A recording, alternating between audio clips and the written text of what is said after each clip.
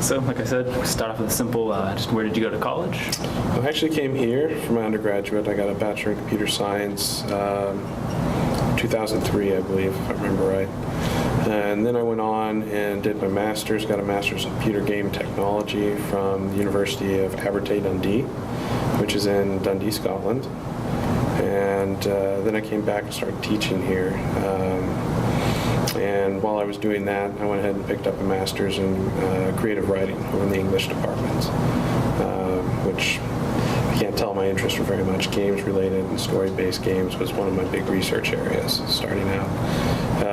And currently, I'm actually also working on a PhD in education, in curriculum and instruction, which is, again, tied to the gaming interest, one of the areas I find myself doing a lot of research in now, because that's where a lot of grants are available, is in educational games.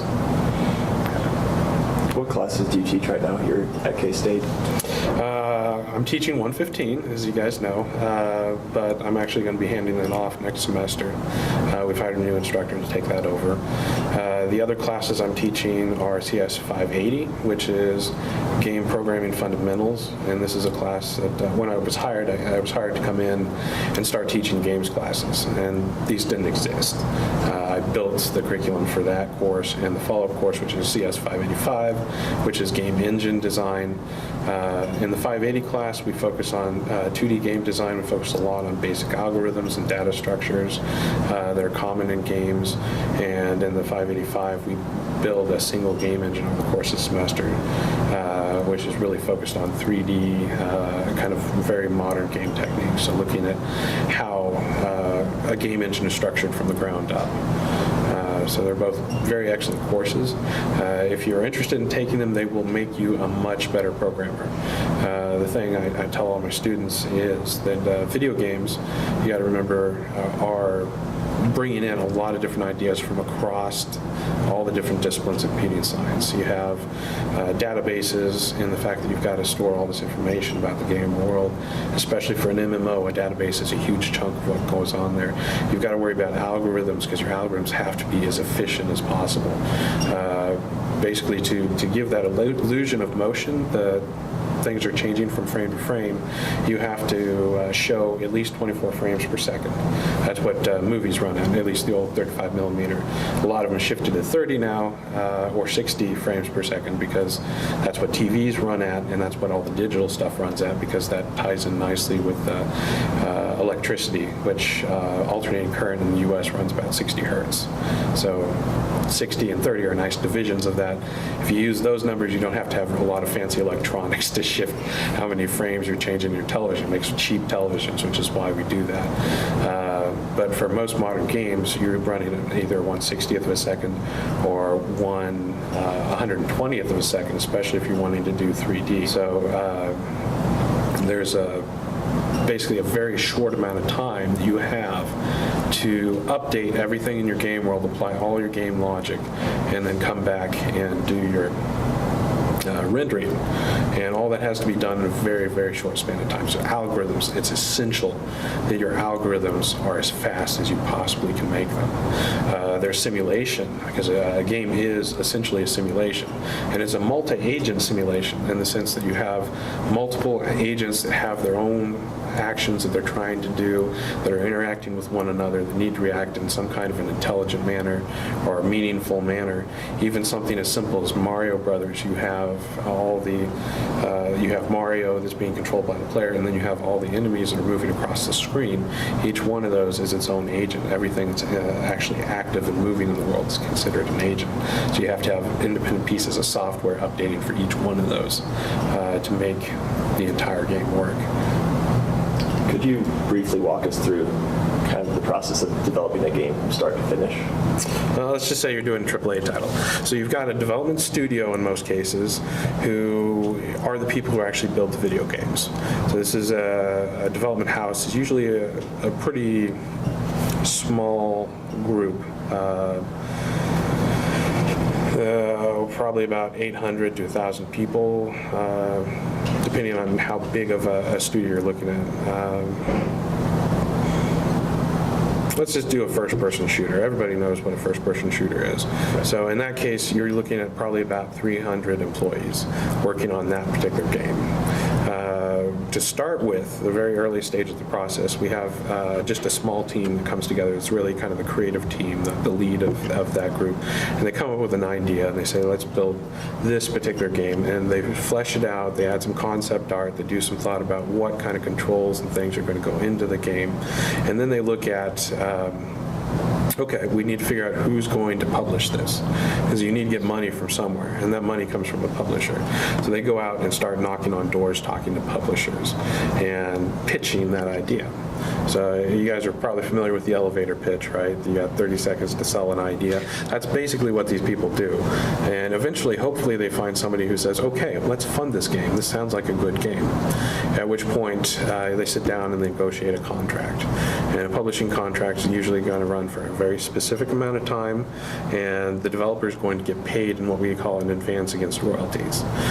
So there's some that's agreed to, and then usually there's milestones in the development cycle that we're going to have it ready by this part ready by this time, this part ready by this time, and there's all kinds of, depending on how the contract's structured, there's penalties assigned to that, or bad things can happen if you don't meet your deadlines, such as they might cut off the money, or you might give up your intellectual property rights and they can take that game to somebody else to finish it, to another studio, something like that. So then you have the development cycle itself. Once you actually have funding, you bring in more people, and that's when you build up your team to, for a AAA title, a number around 300 isn't unusual. Only about 10% of those are going to be programmers who are working on the engine and systems. The vast majority of people in a modern AAA title are asset creators. They're involved in creating the artwork. So the models, the 3D models, the animations, the sounds, the music, and the voice acting, and all of that, those pieces. And over the next 2 to 4 years, is usual development cycle length, they're going to be basically building assets, pulling them into the game, modifying that game engine. A lot of times they start from a property they already have, a game engine they already have, either they've licensed or they have in-house. If you build them from scratch, it takes a long time. But as they go along, they refine how it works. They work on things like gameplay, make sure that it's fun to play. That's one of the big things you do. And eventually you get to the point where you're in beta, you do a lot of testing, you make sure everything works the way you hope it does, and then you're finally ready to release. Now, if you're releasing on a console, you have to actually also have a license from the console manufacturer, a permission to work on their console, and then you have to go through a QA process with that console manufacturer. So they are going to test your game. And if they find some flaw in it, the game comes back to you and you've got to fix that flaw, and then you got to go through Q&A again.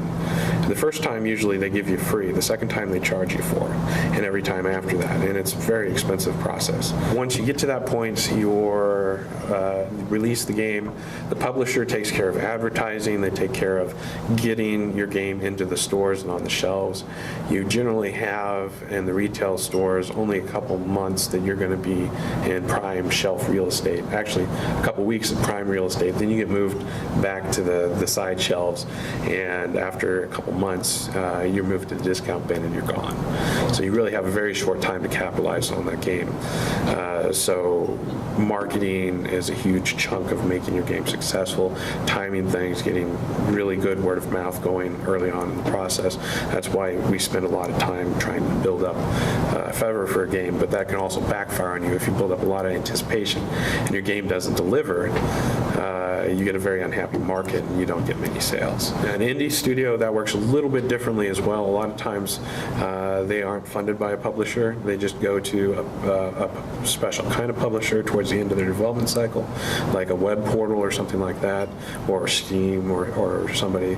And generally speaking, they have much shorter development cycles. They have much smaller teams. They really just can't compete with the big boys on sheer graphical spectacle. So they tend to focus on just making really good games that focus on one or two aspects that are really unique. They also tend to be the most innovative group out of the bunch. You get some really, really innovative independent games because that's how you can stand out.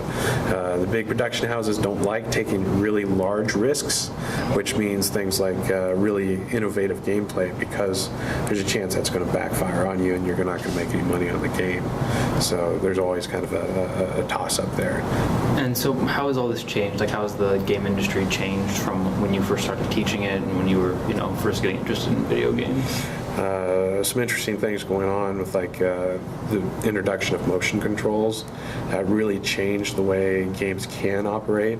I think we're still just on the very edge of that, the very cusp of what can be done. There's a whole huge area of things that haven't been explored that are going to be explored in the next 20, 30 years probably. I see a huge potential and growth in story-based games for interactive and truly dynamic storytelling.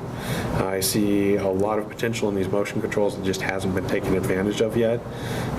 We have the Wii U that just came out, which blends not just motion controls, but also touchscreen and having the two-screen interface. And I think there's a lot of potential there. It'll be interesting to see if that potential actually develops. Just like if you look at something like the Sony Move and Groove, you look at the Kinect, a lot of those were met with a lot of strong initial excitement, and then we didn't see really strong products come with those, really strong game properties. And that's in part due to the fact that we're still adjusting to, as developers, what is possible with those systems. And what's probably going to have to happen there is, if they really want to start exploring that space, they've got to make it more accessible to independent developers. There's a very high barrier to entry to get on any of the major consoles. And the innovation happens with the indies. So if you let the indies loose on it, you might find out that some really interesting gameplay ideas emerge from that, which then can be subsumed by the industry as a whole, which is typically what happens. We see innovation with the small indie companies, and then the big companies pick up and say, hey, that was a good idea. Let's build it into this really beautiful, commercially scaled game. And earlier you mentioned educational games, and can you elaborate on what that is, and also any other practical uses for gaming in real life that you might see? One of the projects we're working on right now is a farming simulation game, and it's based on basically we're modeling the soil down to its chemical components. We're bringing in weather from real-world weather data, and the crop simulation model that we're using is actually a crop simulation model that's been used in academia for 20 years to basically assess and predict crop growth under certain circumstances. So we're basically putting up a situation where the children are building a farm and running a farm and making decisions about, do I buy the tractor with GPS technology that can do variable rate spray technology, which allows us to adjust how much of each chemical we're actually spraying on each, we're modeling down to about the cubic yard on your field, which allows you to save money and get the nutrients you need in the spots that are most effective in doing things like the green sensors, which can tell how much crop is actually in the land, how much weed is there, so you can make decisions about, well, I need to do some herbicide now, and also run into all the natural hazards you have in farming. Farming's a very difficult career field to go into. There's a lot going on in agriculture, and there's a lot of things that can go wrong. So kind of teaching more and more of that experience about where agriculture fits in and how that works. We think this is a very powerful medium for doing that. Does that kind of answer your question? Absolutely. I guess just to wrap us up then, do you have any advice for all the students as we move out of CIS 115 and for anybody that's interested in game design? Okay. Getting into game programming, if you're really interested, dedication. It takes a lot of dedication. I've had some students who could have cut it in the industry, would have done very well. But the other thing is, when you're getting ready to graduate and you get 2 or 3 offers from companies in Kansas City or Wichita, which are in the $60,000 range, versus deciding to move to one of the coasts, which is pretty much what you have to do if you want to work for a AAA game company, or move up to Canada, one of the areas where there's a lot of development going on, and basically go there hat in hand and go knocking on doors trying to get a job, because there's so many people that want those jobs. They don't need to come recruiting. They don't have to come find you. You can go find them, and you have to be there. They're not going to pay relocation expenses, and you just really have to work at getting that position. And you're not going to get paid the $60,000 starting out. Probably you're looking at probably somewhere around 40 to 50. And those are also areas where cost of living is quite a bit more than it is in Kansas. So there's a whole lot of sacrifice you've got to be willing to do if you want to get into the industry. That said, the skills that we'll teach you if you take our games courses, they translate to every avenue of computing science. Like I said, you'll become a great programmer by working your way through the problems you'll find in games programming. So yeah, that's pretty much what I would say if you want to go that direction. And don't be a stranger. Come see me every now and then. I'll be happy to give you more feedback as you move along your career path. Thanks. Thank you. We appreciate it. Yeah. Very much.